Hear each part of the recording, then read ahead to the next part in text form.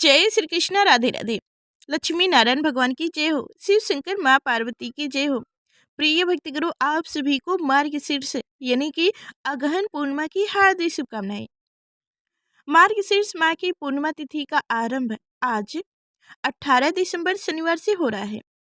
इस दिन अगहन पूर्णिमा का व्रत रखते हैं और कथा सुना जाता है।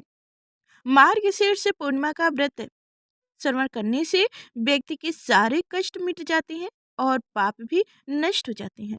जो लोग अगहन पूर्णिमा का व्रत रखे हों, उनको भगवान विष्णु की पूजा के समय पूर्णिमा व्रत की कथा सुननी चाहिए। तो आइए सुनते हैं पूर्णिमा व्रत की कथा।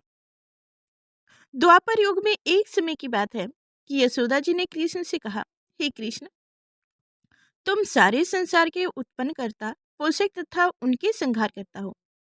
आज कोई ऐसा व्रत मुझसे कहो जिसके करने से मृत लोक में स्त्रियों को विधवा होने का भय न रहे तथा यह व्रत सभी मनुष्यों की मनोकामनाएं पूर्ण करने वाला हो। श्री कृष्ण जी कहने लगे, हे माता, तुमने अति सुंदर प्रश्न किया है। मैं तुमसे ऐसे ही व्रत को विस्तार से कहता हूँ। सौभाग्य की प्राप्ति के लिए स्त्रियों को 32 पूर्णिमाओं का व्रत करना चाहिए। इस व्रत को करने से स्त्रियों को सौभाग्य संपत्ति मिलती है। यह व्रत अचल सौभाग्य को देने वाला और भगवान शंकर के प्रति मानुष मात्र की भक्ति को बढ़ाने वाला है।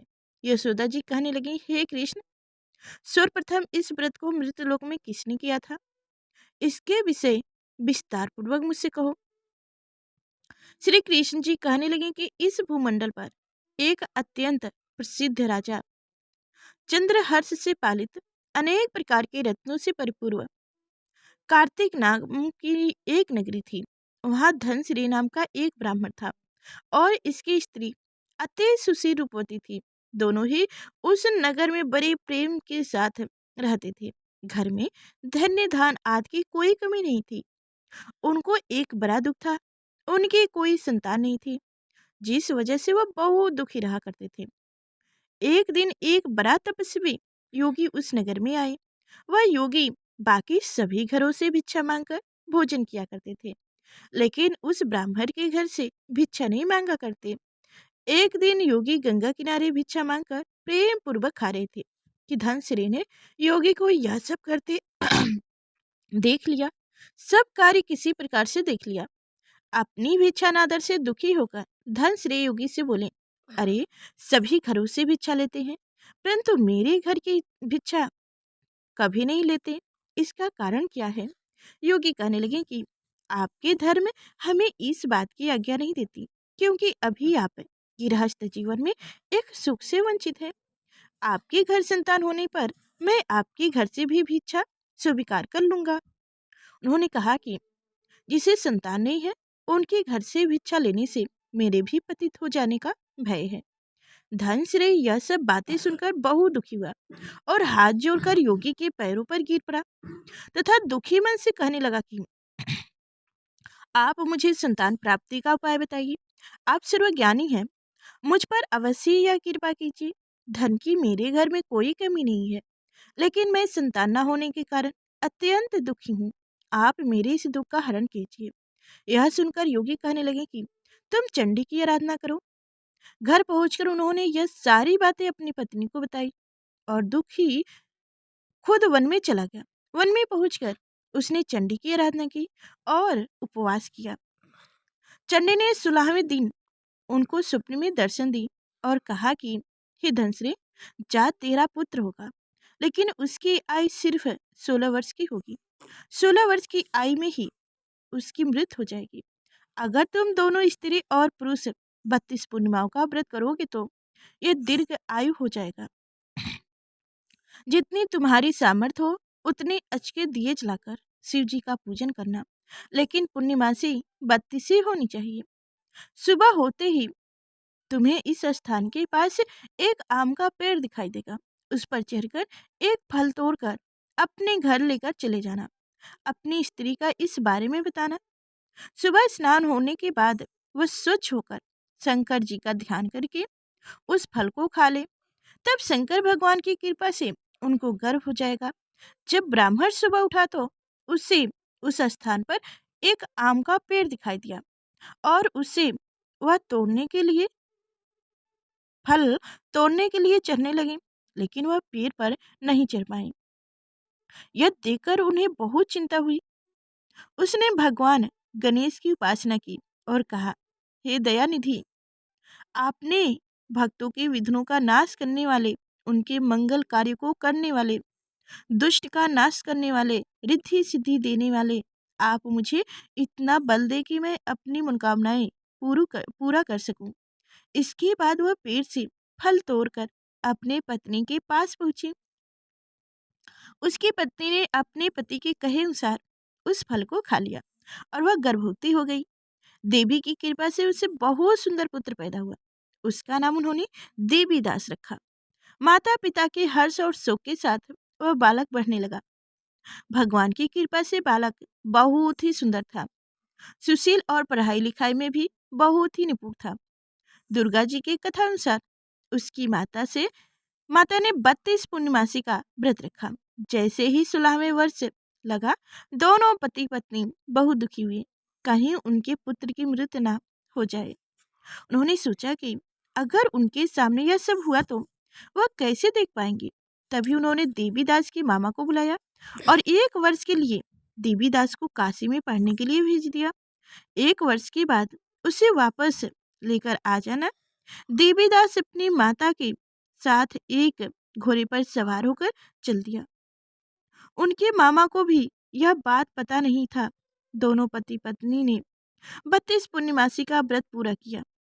दूसरी तरफ मामा और भांजे दोनों रात गुजारने के लिए रास्ते में एक गांव में रुके। उस दिन उस गांव में ब्राह्मण की कन्या का विवाह होने वाला था। जिस धर्मशाला में वर और बारात के बाकी लोग रुके थे, उसी धर्मशाला में देवीदास और उनका मामा ठहर गए। उधर कन्या को तिलक आज चढ़ाने के बाद जब लगन का समय आया तो वर की तबीयत खराब हो गई।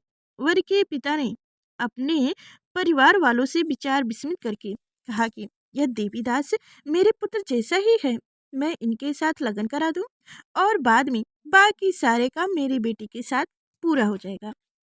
ऐसा करने के बाद वर के पिता देवीदास को मांगने के लिए उनके मामा के पास गए और उन्हें सारी बातें बताई। मामा ने कहा कि कन्यादान में जो कुछ भी मिलेगा वह हमें दे दिया जाएगा। वर के पिता ने बात स्वीकार कर ली। इसके बाद देवीदास का विवाह कन्या के साथ संपन्न हो गया। उसके बाद वह अपनी पत्नी के साथ भोजन न कर सका और मन में विचार करने लगा कि ना जाने यह किसकी पत्नी होगी। यह सोचकर उसकी आंखों में आंसू आ गए। तब वधू ने पूछा कि क्या बात है, आप उदास क्यों हैं? तब उसने सारी बातें पत्नी को बता दी।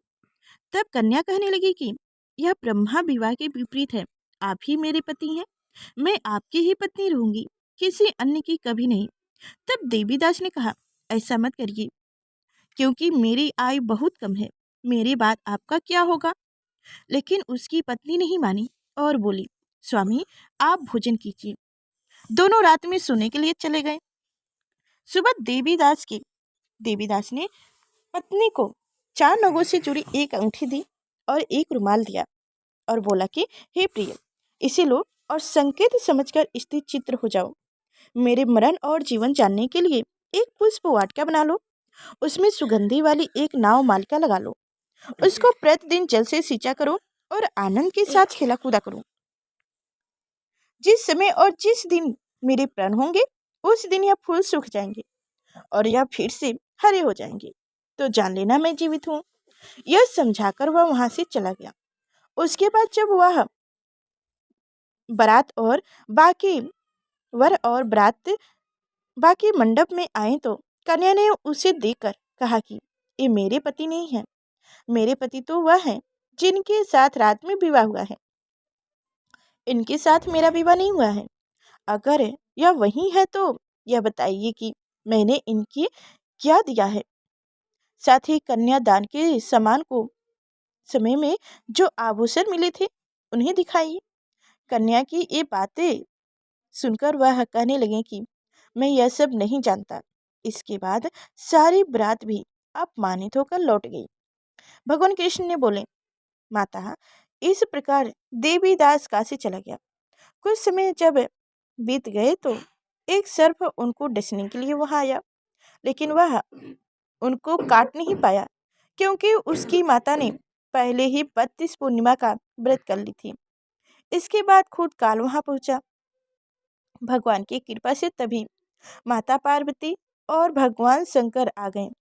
देवीदास को मूर्छित दशा में देखकर माता पार्वती ने भगवान शिव से प्रार्थना की कि हे महाराज, इस बालक की माता ने पहले ही 32 पूर्णिमाओं का व्रत कर ली है, आप इसको प्राण दें। भगवान शिव ने माता पार्वती के कहने पर उसे प्राण दान दे दिए। उधर उसकी पत्नी उनके काल की प्रतीक्षा कर रही थी। उसकी पत्नी ने जाकर देखा कि पुष्प और पत्र दोनों ही नहीं है, तो उनको बहुत आश्चर्य हुआ। और जब उसने देखा कि पुष्प वाटिका फिर से हरी भरी हो गई है तो वह समझ गई कि उनका पति जिंदा हो गए हैं। इसके बाद वह बहुत ही प्रसन्न होकर अपने पति से कहने लगी कि मेरे पति जीवित हैं, उनको ढूंढिए। जब 16वां वर्ष व्यतीत हो गया तो देवीदास भी अपनी मामा के साथ काशी चल दिया। इधर उसकी पत्नी के परिवार वाले उन्हें ढूंढने के लिए जा ही रहे थे कि उन्होंने देखा कि देवीदास और उनका मामा उधर से ही आ रहे थे। उनको देखकर उनके सास ससुर बहुत प्रसन्न हुए और उसे अपने घर ले गए। वहाँ सारा वेग इकट्ठा हो गई और कन्या ने भी उन्हें पहचान लिया। देवीदास ने उसके बाद अपने और मामा को लेकर वहाँ से चल दिया, जिसके ससुर ने भी उसे बहुत धन दहेज दिया। जब वह अपने घर की तरफ चल रहे थे तो उनके माता पिता को लोगों ने खबर कर दी कि तुम्हारा पुत्र देवीदास अपनी पत्नी और मामा के साथ आ रहा है। ऐसा समाचार सुनकर पहले तो उन्हें विश्वास नहीं हुआ, लेकिन जब देवीदास आया और उनके अपने माता पिता के पैर छुआ तो देवीदास के माता पिता ने उनका माथा चूमा और दोनों को अपने सीने से लगा लिया। दोनों के आने की खुशी में धनश्री ने बहुत दान दक्षिणा ब्राह्मणों को दी। श्री कृष्ण जी कहने लगे कि इस तरह धनश्री को 32 पूर्णिमाओं का व्रत के प्रभाव से संतान प्राप्त हुआ। जो स्त्री इस व्रत को करती है वह जन्म जन्मांतर तक विधवा का दुख नहीं भोगती और सदैव सौभाग्यवती रहती है। यह मेरा वचन है। यह व्रत संतान देने वाला और सभी मनोकामनाओं को पूर्ण करने वाला है। तो प्रेम से लिए भगवान शिव शंकर माँ पार्वती की जय हो। तो प्रिय भक्तगुरु, उम्मीद करती हूँ कि यह कथाएं आप सभी को पसंद आई होगी। तो लाइक और चैनल को सब्सक्राइब अवश्य करिएगा। फिर मिलते हैं अगले नेक्स्ट वीडियो में, तब तक के लिए धन्यवाद।